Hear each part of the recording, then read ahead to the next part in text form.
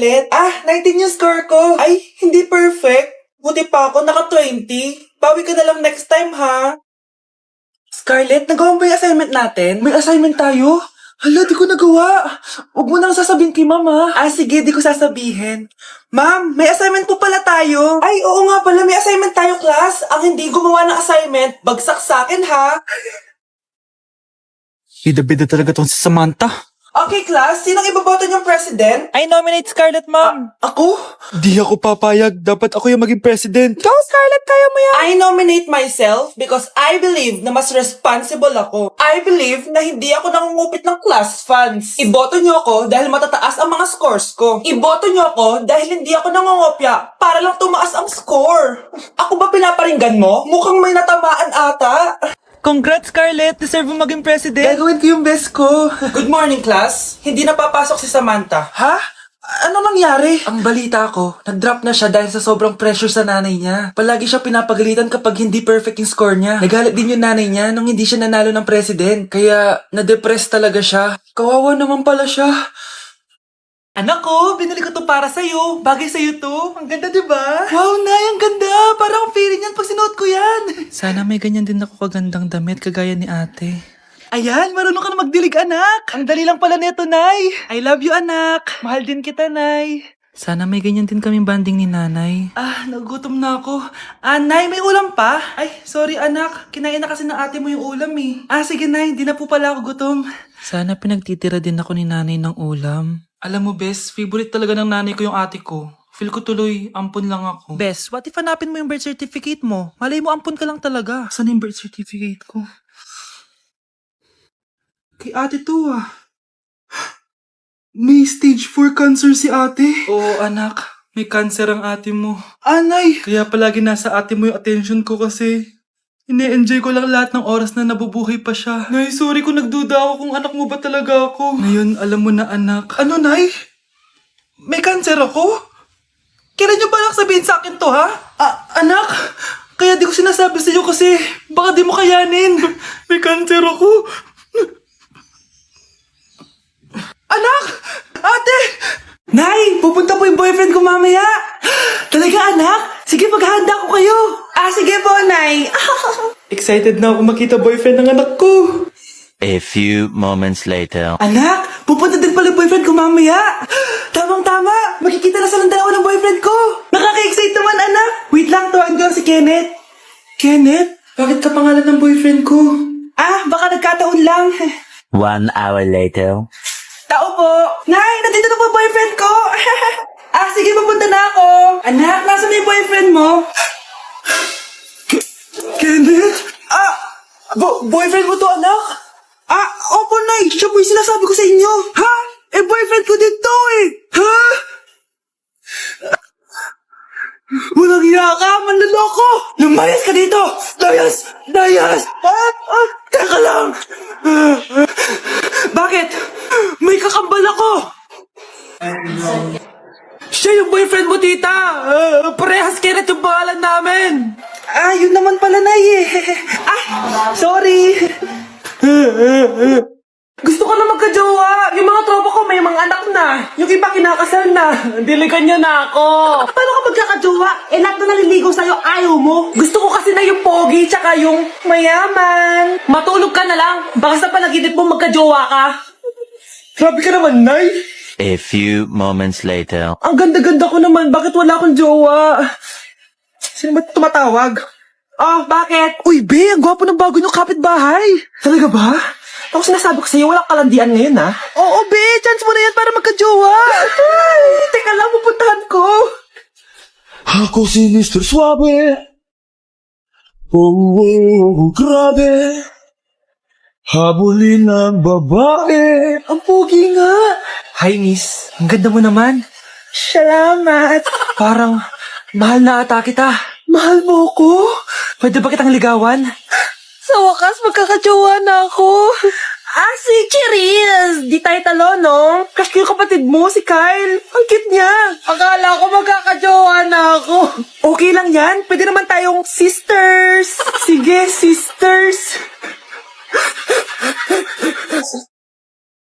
Bruno, alis lang ako Ikaw muna magbantay ng bahay Bye.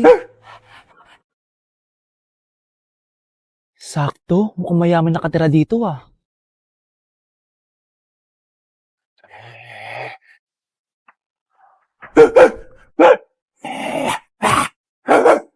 Ano ba naman tong asong to? Doon na! Sinipa mo ko? Manda ka sa akin. Mamaya ka sa aking aso ka. Oh, ano ka ngayon? Deserve. Oh, bilhin mo na tong gamot. Ha? Para saan? Para di kumalat yung virus din sa katawan mo. Kung hindi, magkano ba yan? Mura lang, 1,000. Ang mahal naman. Di bahala ka sa buhay mo. Ito. Thank you. Check ko muna, baka peke to Okay, eto na. Humanda ka sa aking aso ka! Halika ditong aso ka! Ikaw naman kakagatin ko! Ayan! Huliin niyo yung magnanakaw na yan! Sumama ka sa akin sa presinto! Gusto ko lang naman uminom ng tubig Ang galing mo talaga, Bruno. May pera na naman tayo. Hala, nasan sa crush ko? Hala! Di na naman gumagana tong cellphone ko. Kakainis naman. Ayan, di kasi iniingatan, kaya nasisira. May kakilala akong gumagawa ng phone best. Gusto mo? Libre lang. Libre? Sige. Pwede ba? Ginagamit ko kasi ito pang school Oo, best, ako bahala. Bukas okay na yan. Tiwala ka sa akin. The best ka talaga. Ito, ingatan mo yan Best! Charan! Okay na. Sabi ko naman sa'yo, gan maayos to Wow, totoo nga. Naayos nga. May magagamit na naman ako. Bes, kain ka muna. Ay, wag na, Bes. May gagawin pa ako sa bahay Kita na lang tayo bukas, ha? Sige, Bes. Thank you ulit, Ikaw lang talaga mapagkakatiwalaan ko. Yes, makakanood na ako ulit ng mga K-drama. Sino yung mabahong yun? Ay, ako pala. Ligo na nga ako. It's time. Selfie muna bago ligo. Ganda ko talaga. Ligo na nga ako. My favorite song. Ayoko umasan.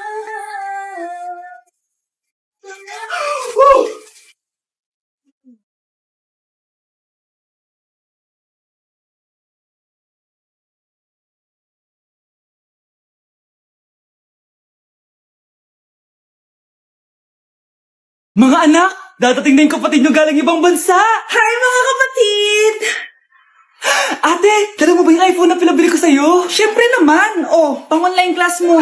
Thank you, ate! Yung sapatos ko, nabili mo ba? Oo naman, eto. Size 10, di ba? Ganda nito! May magagamit na ako! Salamat! Ate, nasa na yung Louis Vuitton ko na bag? Siyempre, makakalimutan ko ba yun?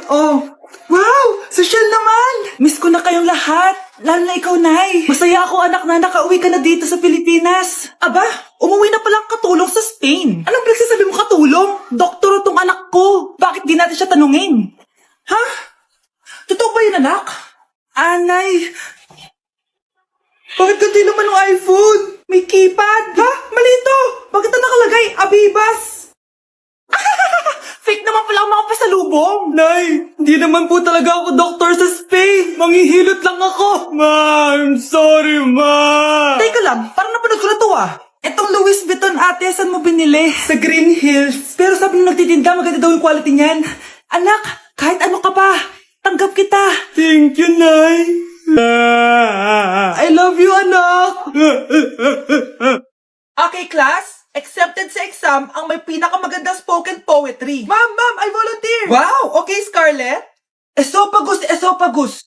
Habang tayo'y kumakain sa pagkainan, hindi mawawala ang esophagus. Mananatili yan panghabang buhay. Dadaloy yan sa iyong sinapupunan. And I thank you. Magaling! Sinong gustong lumaban kay Scarlett? Ma'am, lalaban po ako. Okay, class. May lalaban pala kay Scarlett. Si Samantha.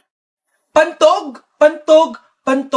Kapag tayo'y umiihi, syempre, kailangan hindi mo mapigilan ang iyong ihi, syempre, para iwas bato, para iwas sakit, syempre, may point siya. Kaya kung ayaw mo yun, umihi ka na umihi. Para yung pantog mo, hindi magka-aberya lang ganon. And I thank you. Okay, class. Parehas silang magaling.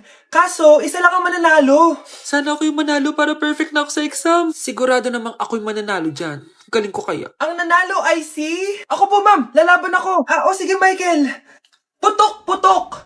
Nangangamoy putok na dito. Matuto rin kayong maligo. Anak, pupunta dito yung mayaman mong tita.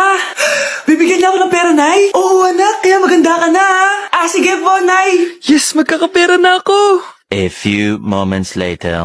Hi, Mare. Uy, Mare, pasok ka. Hello po, tita. Ang laki na ng anak mo, Mare. Wow, tita, ang ganda mo at ang sexy mo pa. Talaga? At dahil dyan, may 5,000 pesos ka.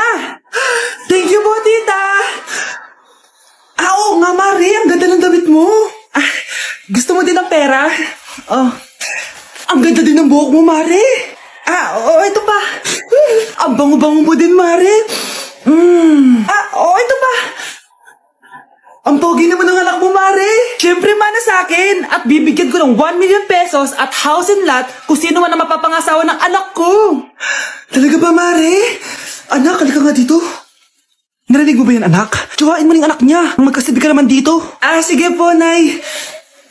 Ang gwapo mo naman. Pwede ba kitang tsuhain? Ayoko! Tingnan mo nga itsura mo. Ang pangit mo.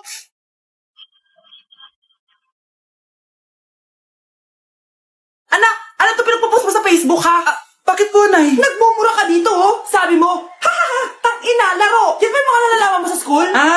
Biro lang yun, Nay. Wala akong pake. I-delete mo to kung ayaw mong laruin ko yung mukha mo. Sige po, Nay. A few moments later. Wow, ang ganda naman ng outfit ko. Picture nga ako. Anak, ano naman itong pinost mo? Bakit ang ikli na shorts mo? Ang ganda ko dyan, no, Nay? Akala mo kinaganda mo yan? Ang pangit. Baka bastusin ka ng mga lalaki. Grabe ka naman, Nay. I-delete mo yan. Next time, magpajama ka na lang. Yung tago lahat, pati mukha mo. Wow! Thank you so much, Mommy. You know that I love chicken nuggets. Ay, di pala chicken nuggets to. Pero sarap. May day ko nga. Ano? Ano na naman itong pinost mo sa Facebook? Yung niluto niyo po, Nay. Shinare ko lang sa Facebook. Itlog lang, ipapost mo pa? Hiya ka naman. Dapat pinapost mo yung mga masarap na pagkain. I-delete mo yan. Lahat naman pinapadelete mo. Tapos may nagko-comment pa sa post mo, sabi nila, ang pangit ko daw. Deserve. Alam mo, i-delete mo na lang yung Facebook mo. Tama na. I-delete mo na para tumahimik na yung buhay ko. Kung wag ka kayo mangyalab, sigurado tatahimik buhay mo. Akin na yung phone mo. Ako na lang magdi-delete. Bakit kita i-delete kung pwede naman kitang i-block? Hindi mo na makikita yung mga post ko.